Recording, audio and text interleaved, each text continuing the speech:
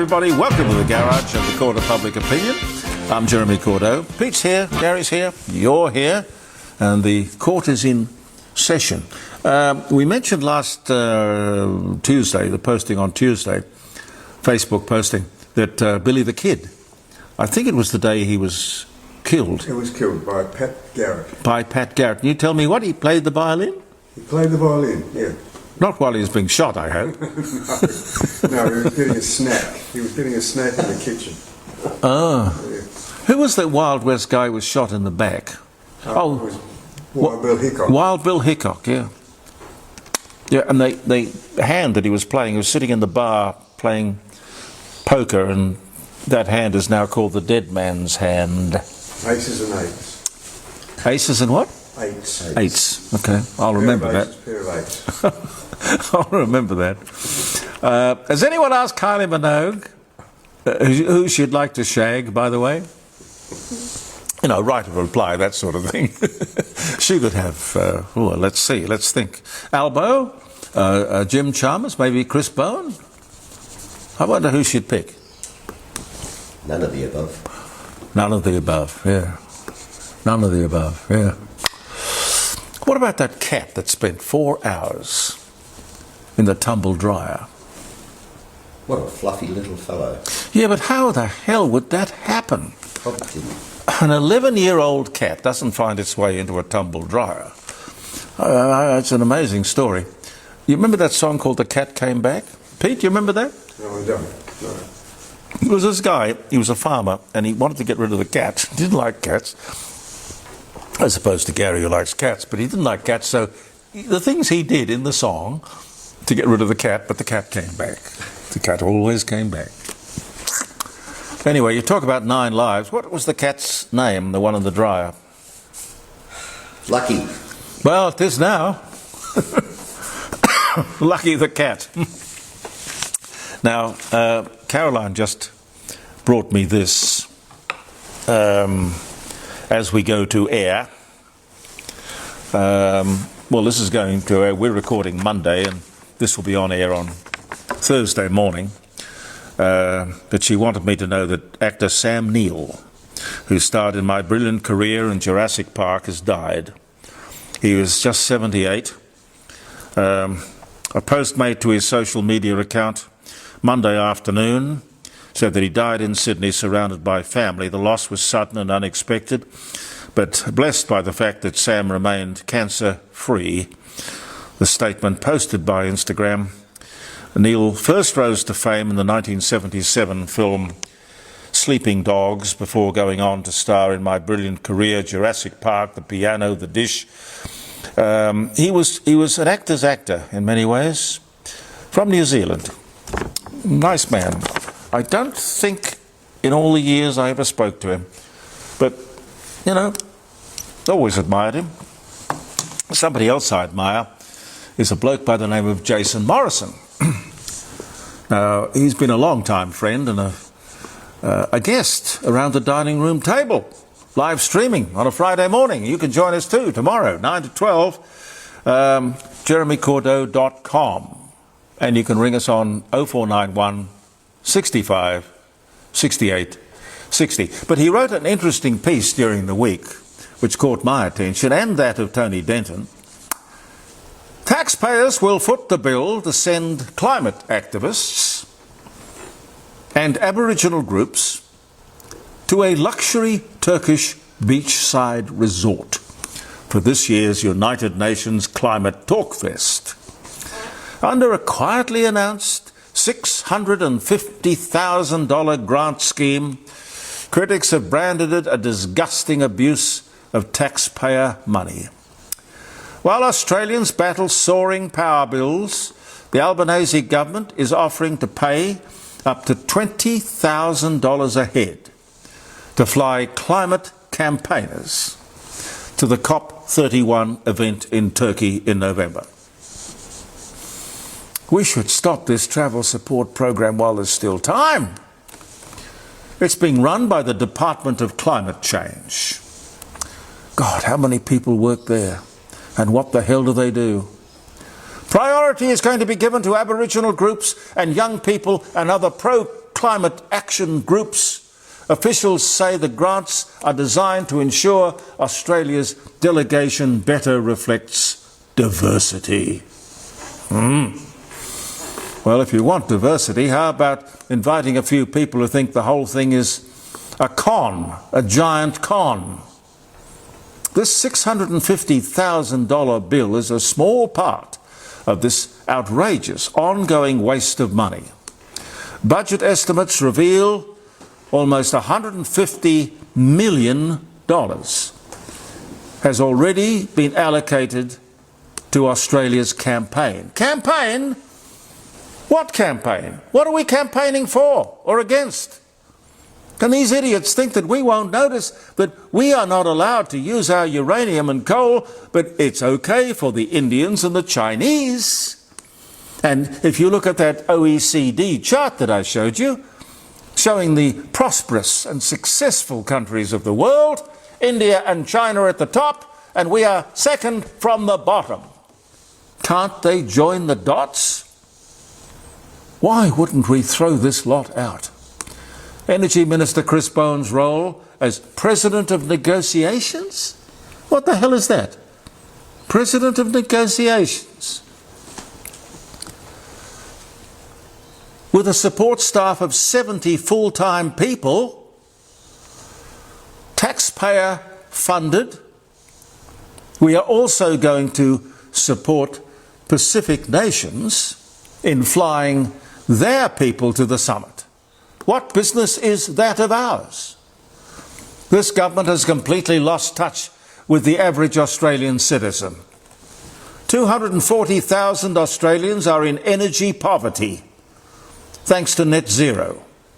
But Chris Bowen is spending taxpayers' money promoting his international climate nonsense. It makes me mad.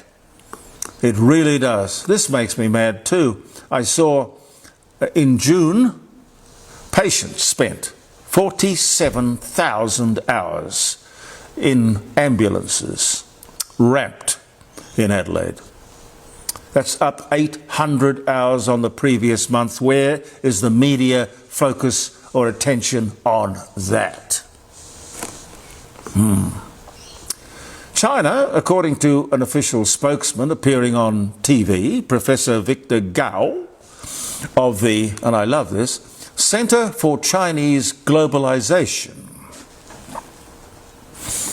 I just love it. I do. Centre for Chinese Globalization. Wow. Tells you something. It was on the ABC Wednesday night, 7:30. You can probably go back and have a look at it. China can strike with an atomic weapon anywhere in the world within 20 minutes. Now, I can't understand anybody coming out and saying that on behalf of the communist government of China. Saber rattling? Mega saber rattling. An intercontinental atomic weapon-capable ballistic missile that they fired from a Chinese submarine travelled 5,000 kilometres across the Pacific. It's a very strange piece of diplomacy. A warning to Australia? Pacific Islands? Why? Now, I tell you, when I walk down the street, just over there, out that door, when I walk out of the garage, down the drive, when I walk down the street, here in Glen Osmond, Adelaide, every second person is Chinese. The Chinese are greatly invested in this country. I can hardly think for a minute that the Chinese would imagine that it would be in their interest to blow up something that they've spent so much money on buying. Where's the sense? Why would you bomb it when you've already bought it? I find that weird. It, as I say, doesn't make any sense. Save your missiles. They're not cheap. Huh?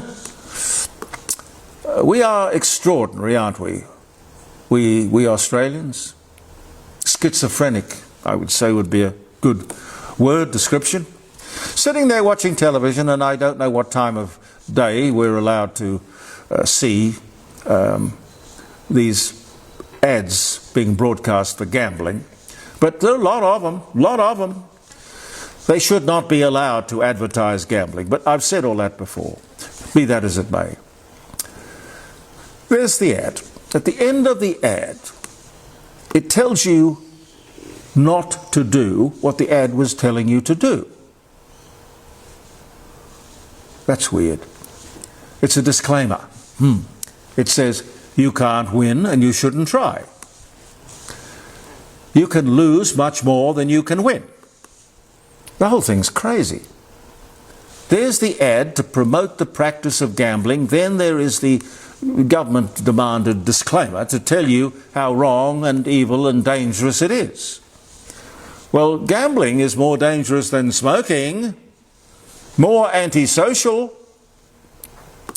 On air, I don't know about online as we are, but on air on a radio station or a television station, it is a crime to mention a cigarette brand. You can't mention a cigarette brand. They've made it a crime. But it would seem the gambling industry is much better at lobbying than the tobacco industry. Or maybe there's more money involved. 31 charges laid against the owners of an Adelaide Plains piggery. Many animals had to be euthanized. The owners will be back in court, and I'll keep you across this alleged example of gross mass animal cruelty, as I will with the slaughter of our beautiful wild horses in the highlands of New South Wales.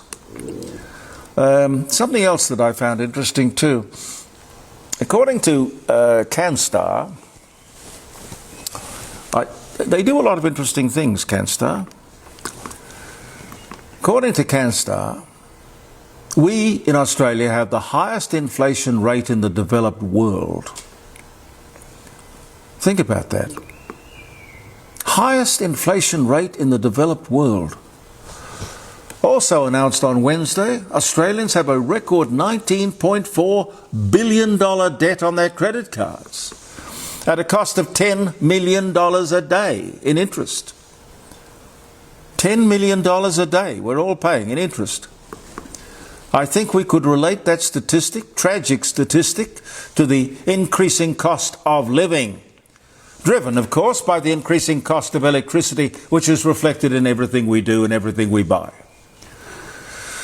Which, as I said to you the other day, the cost of electricity has gone up nearly $23 billion since Labor came to power, and these people will tell us, straight-faced, looking down the barrel of the camera as I'm looking at you right now, that renewables are cheaper. Well, you know what I think about that.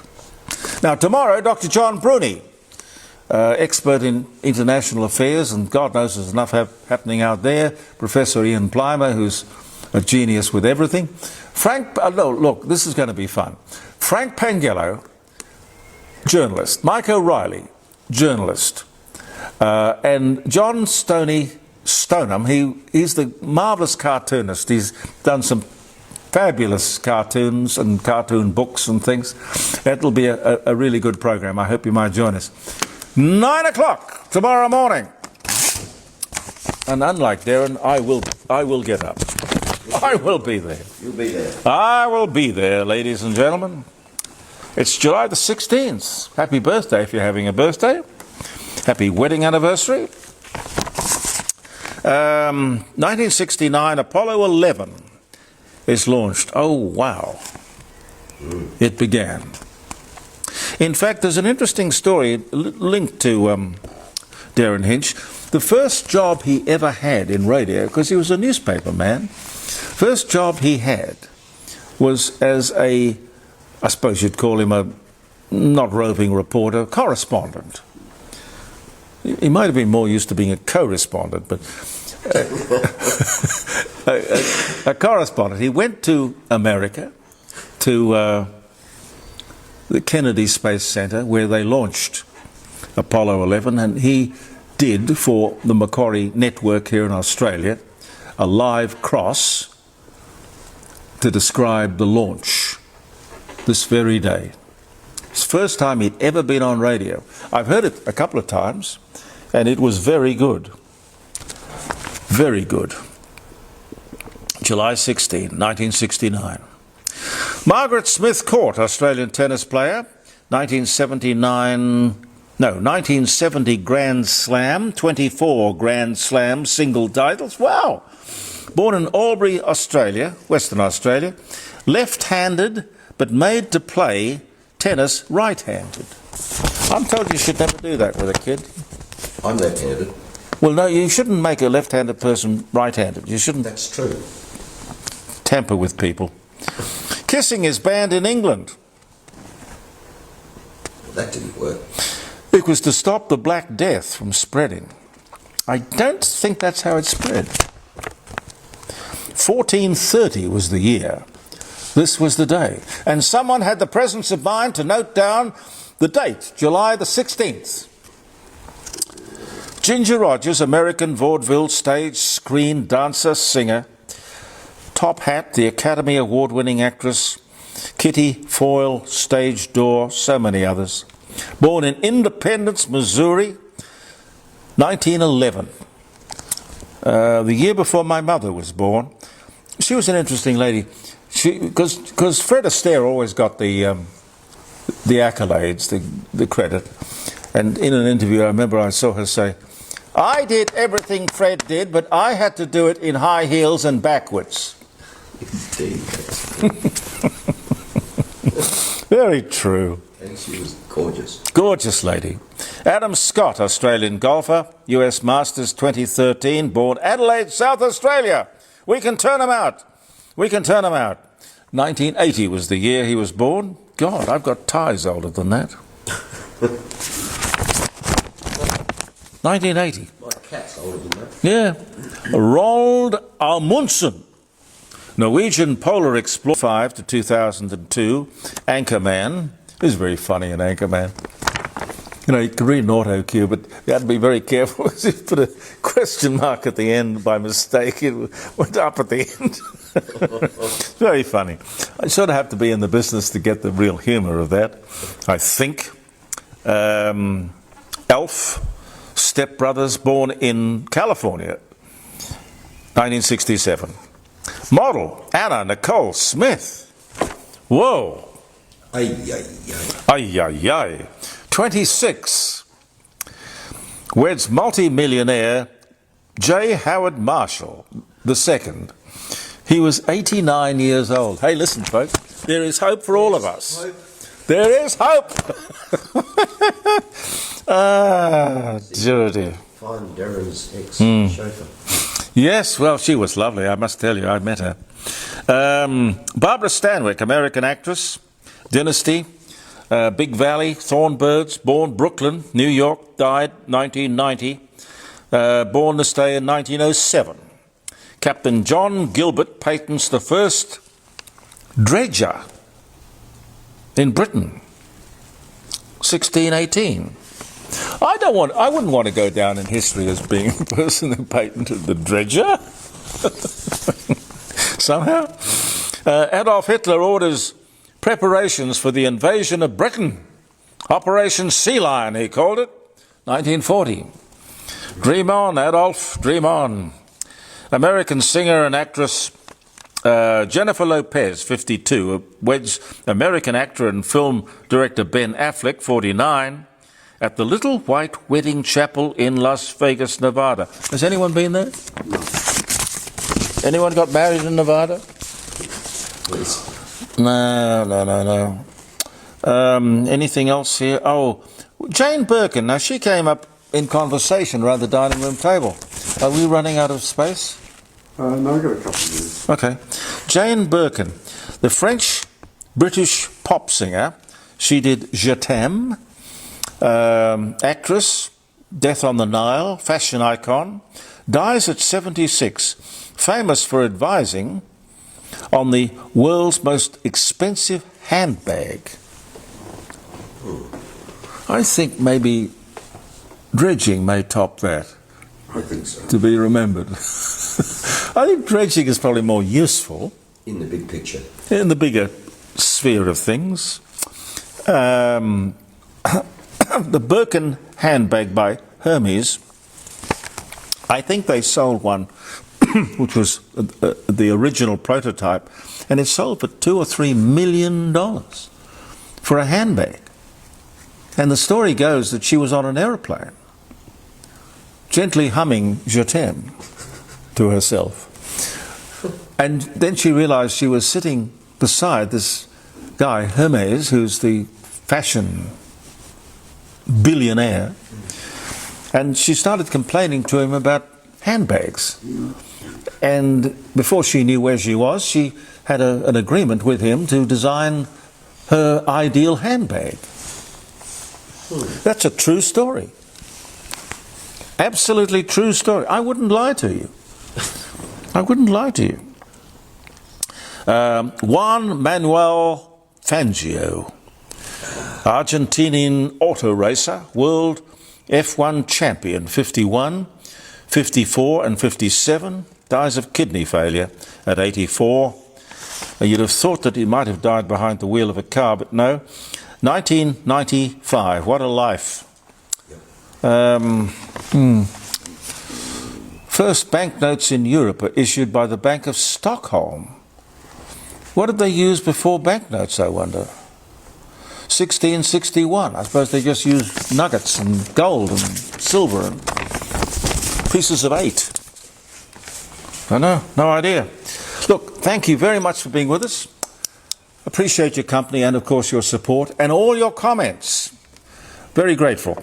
We'll be there at 9 o'clock in the morning around the dining room table if you want to join us. And you just go to, is it Simple Radio? Simple Radio. That's the way we pick it up. Yeah, well, easy is to go to jeremycordeaux.com. jeremycordeaux.com, and you can do that on your Safari or your Google or whatever you do. Yeah, or YouTube. Yes, no, absolutely. I don't know that you get the live program on YouTube, do you? No. No. But if you want to listen to the live program with all our guests and Simple Radio, or you can listen to it on the computer, jeremycordeaux.com. It's as simple as that. Believe in yourself, and thank you for viewing the Court of Public Opinion. Goodbye for now. Laura, who led the first expedition to the South Pole, was born in Norge, Norway. He died 1928, born this day 1872. American actress Natalie Wood, 33, weds American actor Robert Wagner, 40, for the second time. Aboard the Rambling Rose, moored off Malibu, California. Was that the one she fell off? Yes. Oh boy. 1972 was the year. Harry Chapin, American folk singer, songwriter, Taxi, Cats in the Cradle, dies in a car crash. He was only 38. Pete? Yeah. Just a kid. 1981 was the year. Will Ferrell, American Emmy and Raspberry Award-winning comic, actor, writer, Saturday Night Live.